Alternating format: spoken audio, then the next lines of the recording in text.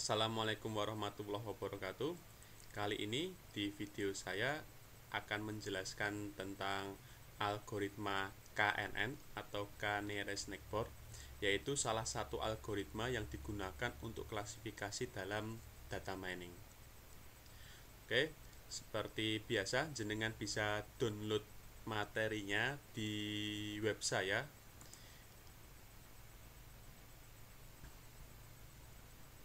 di disanto.blogspot.com. Kemudian jenengan bisa cari label data mining. Selanjutnya materi kuliah saya ada di sini, di judulnya materi kuliah data mining ini. Nah, di sini saya menyediakan resource atau materi-materi yang digunakan untuk kuliah data mining, mata kuliah yang saya ampuh. Ada rencana pembelajaran semester juga ada, kemudian diktat data mining. Anda bisa download diktat yang sudah saya susun. Kemudian karena kita menggunakan nanti implementasinya menggunakan Oreng 3 data mining, jenengan bisa download Oreng 3 data mining. Kemudian bisa belajar dulu video-videonya di channelnya Oreng, lengkap sekali. Selanjutnya untuk materi kali ini adalah klasifikasi. Jenengan bisa download resource-nya seperti implementasi KNN dengan PHP yang sudah saya sediakan di GitHub saya. Bisa di clone ke komputer jenengan di sini. Kemudian ada modul implementasi KNN dengan Oreng 3 data mining yang sudah saya susun juga. Kemudian ada dataset yang akan kita gunakan nanti adalah dataset klasifikasi tentang kualitas harddisk. Tuh, kalau jenengan ingin belajar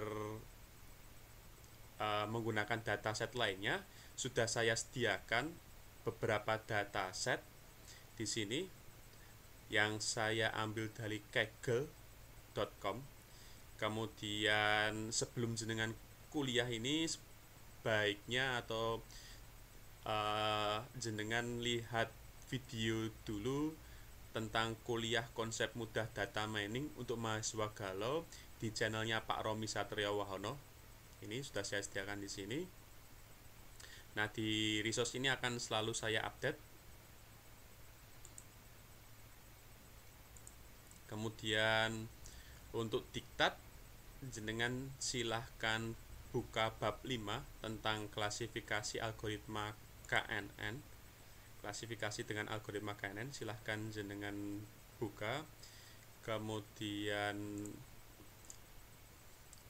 nanti ada modul juga, modul implementasi KNN dengan software Oreng 3 data mining. Jenengan nanti bisa download di web saya tadi. Sudah ada, ini sama yang saya seperti yang saya sediakan di web itu. Oke, yang kita bahas tentang KNN adalah pertama ada deskripsi. Nanti saya akan menjelaskan tentang deskripsi tentang KNN, kemudian basic ide tentang KNN. Jadi idenya KNN itu seperti apa, atau cara kerjanya KNN itu seperti apa. Kemudian teori pengukuran jarak di dalam KNN. Jadi karena kita ingin mendapatkan klasifikasi yang sesuai, hasil klasifikasi yang sesuai, maka harus ada pengukuran jarak. Kemudian nanti tentang algoritma KNN, dan terakhir adalah contoh implementasi KNN dengan studi kasus yang sudah saya terangkan tadi adalah tentang kualitas harddisk, klasifikasi kualitas harddisk. Oke, KNN atau K-nearest neighbor merupakan algoritma yang berfungsi untuk melakukan klasifikasi suatu objek atau data berdasarkan data pembelajaran, data latih atau data training yang diambil dari K tetangga terdekatnya atau nearest neighbor. Jadi dalam KNN itu ada dua prinsip. Yang pertama adalah K-nya ini sendiri atau K-nya ini sendiri atau jumlah tetangganya. Kemudian yang kedua adalah nearest neighbor-nya atau tetangga terdekatnya. Jadi prinsipnya itu adalah kita akan mencari jumlah tetangga terdekat, jumlah K tetangga terdekat ini. Nah, kita cari dari data latih atau data training yang sudah kita sediakan gitu. Nah, nilai K itu adalah nilai merupakan banyaknya objek atau data atau ketetanggaan yang paling mirip. Jadi kita nanti akan menetapkan berapa sih inginnya kita itu, K-nya itu ingin berapa, atau tetangganya kita itu ingin kita ambil berapa. Nah, KNN ini termasuk dalam algoritma klasifikasi atau dia masuk ke dalam algoritma supervised learning. Jadi di dalam trainingnya nanti atau di dalam latihannya nanti dia itu membutuhkan target atau label. Kemarin sudah saya jelaskan tentang algoritma supervised dan algoritma unsupervised learning, tentang target dan label. Jadi misalkan KNN itu adalah fungsinya, salah satunya adalah misalkan kemarin kita mempunyai data tentang mahasiswa El Rahma beserta kelulusannya.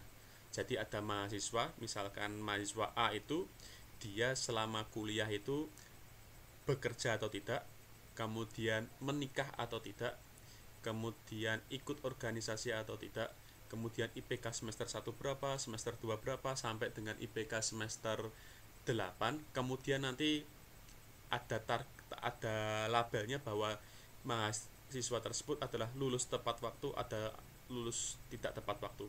Jadi kita kumpulkan data, misalkan 1000 data mahasiswa El Rahma yang memiliki atribut seperti yang saya terangkan tadi itu, kemudian ada targetnya, ada labelnya. Mahasiswa A ini kuliahnya ketika kuliah dia bekerja, kemudian dia ternyata menikah, kemudian tidak ikut organisasi, IPK semester 1-nya itu 3,5, IPK semester 2-nya itu 3,25, dan seterusnya. Ternyata dia lulusnya tidak tepat waktu.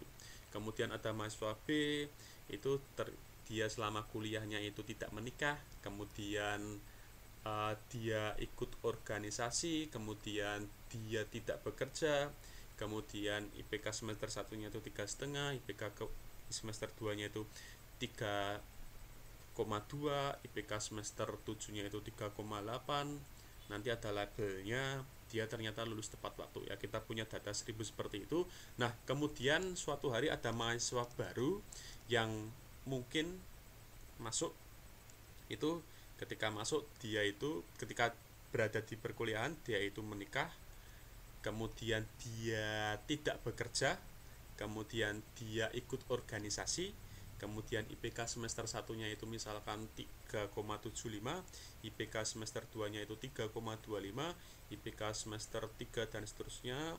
Kemudian ternyata kita ingin mengetahui gitu, tanpa nanti itu mahasiswanya itu apakah akan lulus tepat waktu atau tidak. Lah, berdasarkan data-data yang sudah ada sebelumnya. Jadi berdasarkan yang tadi saya sebutkan 1000 data yang kita ambil tadi, lah kita ingin melakukan klasifikasi apakah mahasiswa ini tadi akan lulus tepat waktu atau tidak. Lah, kita bisa menggunakan KNN di sini gitu. Itu adalah salah satu penggunaan algoritma klasifikasi gitu. Nah, yang dimaksud dengan label adalah jadi harus ada atribut bahwa target bahwa dia itu lulus tepat waktu atau tidak lulus tepat waktu, atau lulus tepat waktu atau tidak lulus tepat waktu. Seperti itu, harus ada targetnya seperti itu. Itu. Nah, basic idenya tentang algoritma KNN ini selain seperti yang saya terangkan tadi sebelumnya contohnya. Nah, misalkan terdapat dua buah objek, yaitu Yang pertama adalah ayam dan bebek.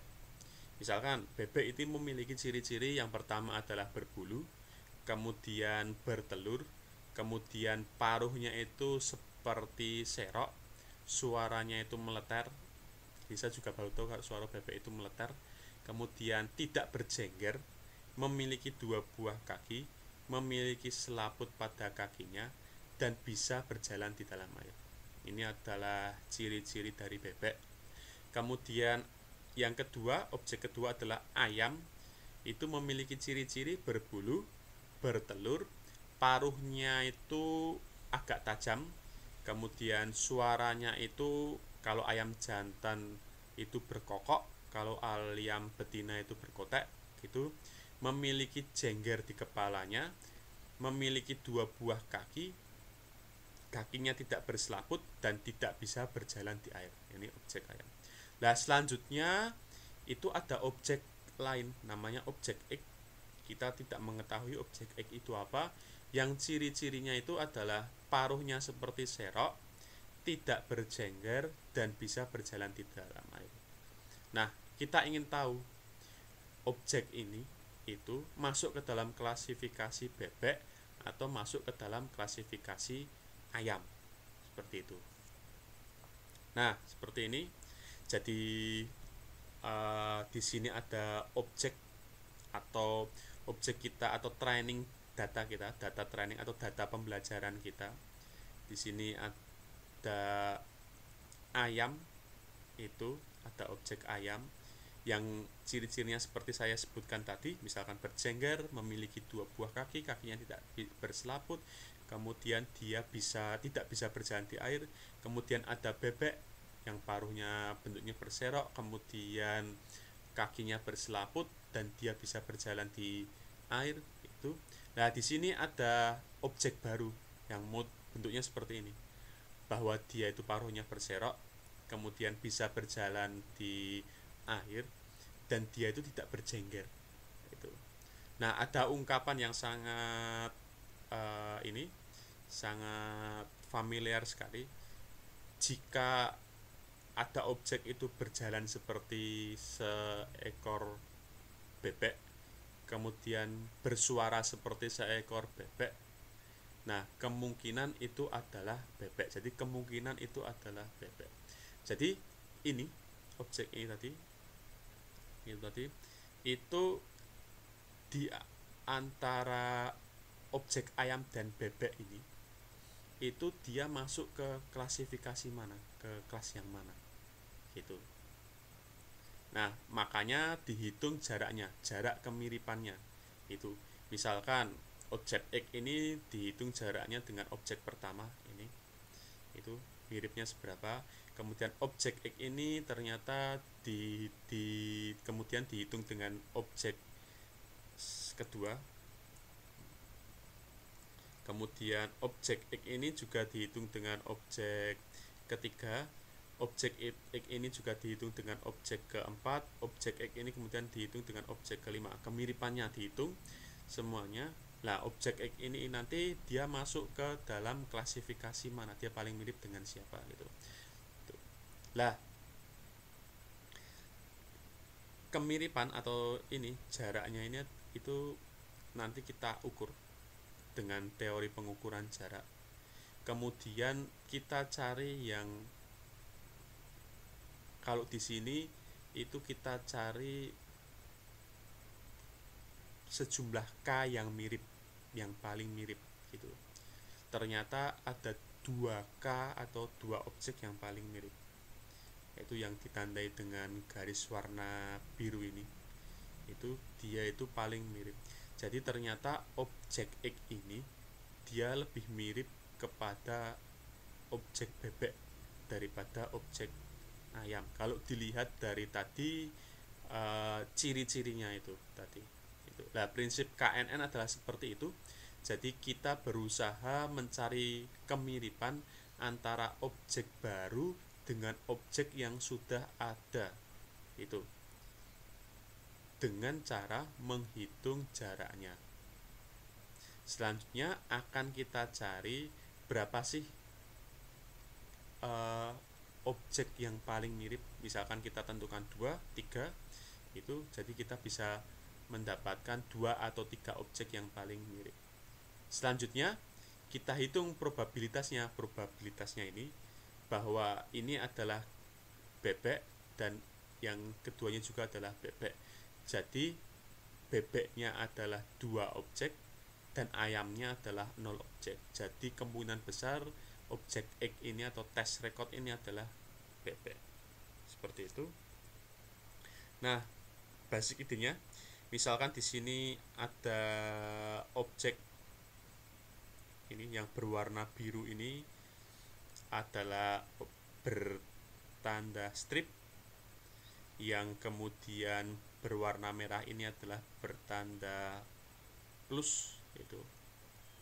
Nah, kemudian kita memberikan objek baru atau record baru berwarna merah ini.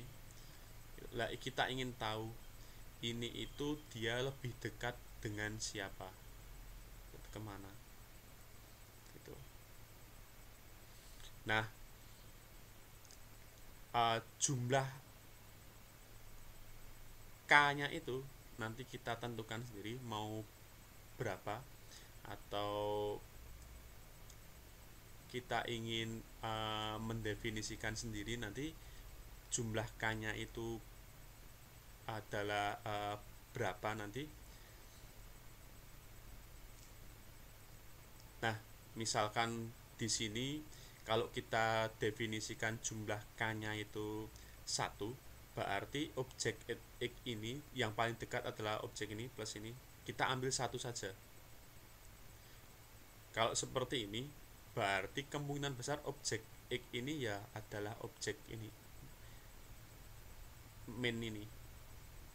Karena probabilitasnya itu tidak ada pilihan lain, karena cuma 1, yang paling dekat ya yang ini, yang objek berwarna biru ini dalam lingkaran ini. Kemudian yang kedua, kalau kita tentukan K-nya 2, maka objek plus ini akan masuk. Maka lingkungannya atau ketetanggaannya akan semakin besar. Kalau kita tentukan 2 daripada yang 1 ini, ketetanggaannya akan semakin besar. Gitu. Nah, yang objek plus ini akan masuk.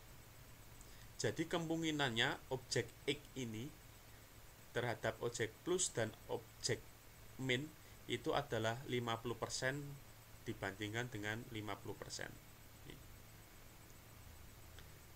Tuh. Nah, makanya kalau 2 itu, jumlah K2 itu tidak terlalu disarankan karena nanti akan menjadi kebingungan kalau jumlahnya itu cuma 50% kemudian 50%. Itu. Maka ketiga, misalkan 3, sarannya biasanya adalah ganjil 3 gitu, atau 5 atau 7 itu. Nah, kalau 3, maka daerahnya itu akan semakin luas seperti ini, sehingga objek plus yang ada di sini juga akan masuk. Itu. Maka di sini ada 2 plus dan ada 1 min. Maka dihitung secara probabilitas tadi, maka perbandingannya adalah jumlahnya 3. Maka untuk yang objek min ini cuma 1/3 dan objek plusnya itu adalah 2/3 bagiannya probabilitasnya. Itu. Maka kemungkinan objek X ini adalah masuk ke dalam klasifikasi objek plus seperti ini. Nah, itu prinsip dari K itu. Jadi K itu adalah nilai ketetanggaan yang akan kita masukkan. Itu. Jadi kalau yang ini K-nya 1, ya masuknya cuma 1 pilihan aja. Kita cuma punya 1 pilihan aja di sini. Kalau K-nya 2, ya ada 2 pilihan yang masuk. Karena ketetanggaannya akan semakin besar. Kalau K-nya 3, ya akan ada 3 pilihan. Itu. Nah, tergantung kita nanti mau menentukan K-nya berapa. Oke, untuk seperti yang saya jelaskan tadi, di dalam KNN itu ada pengukuran jarak. Ya kan?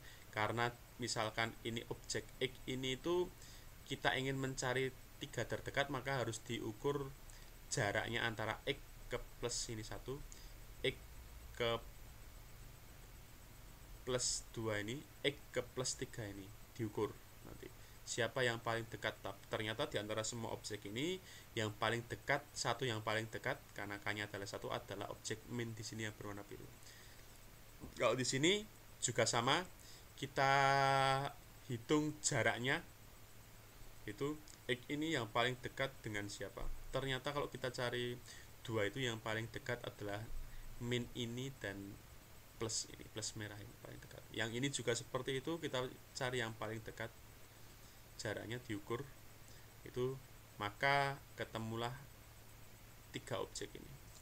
Nah, untuk pengukuran jarak seperti yang sudah saya terangkan di materi teori tentang pengukuran jarak, itu ada beberapa teori, tetapi yang sering digunakan untuk mengukur di dalam KN ini adalah yang pertama adalah Euclidean distance dan yang kedua adalah Manhattan distance. Tuh.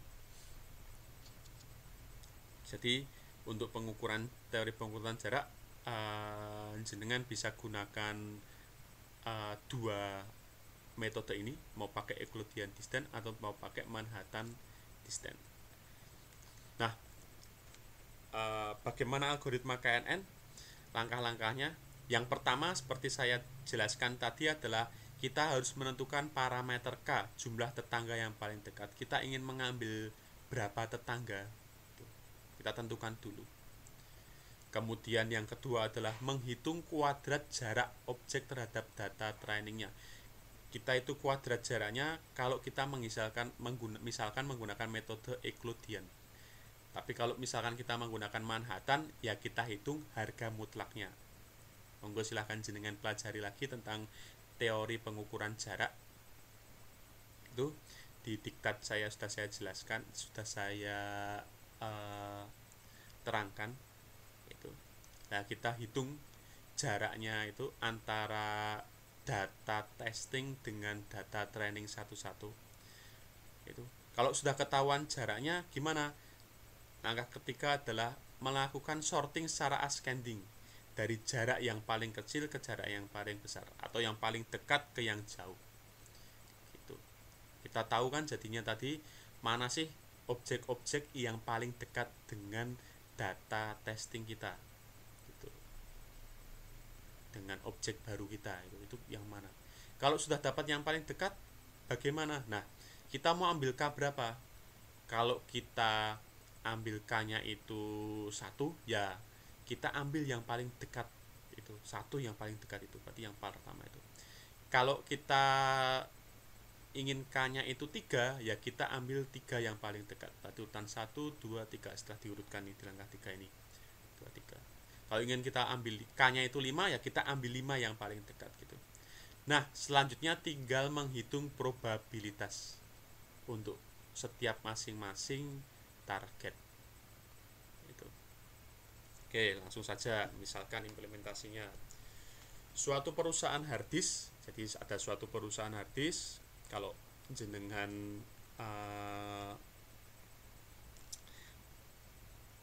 searching atau misalkan cari-cari harddisk, itu beberapa harddisk itu menawarkan, terutama harddisk eksternal, harddisk yang dia itu tahan jatuh, tahan banting, kemudian tidak terendam, tidak rusak ketika direndam di air. Beberapa harddisk menawarkan seperti itu. Nah, di sini ada perusahaan harddisk, dia itu melakukan pengujian terhadap kualitas harddisknya.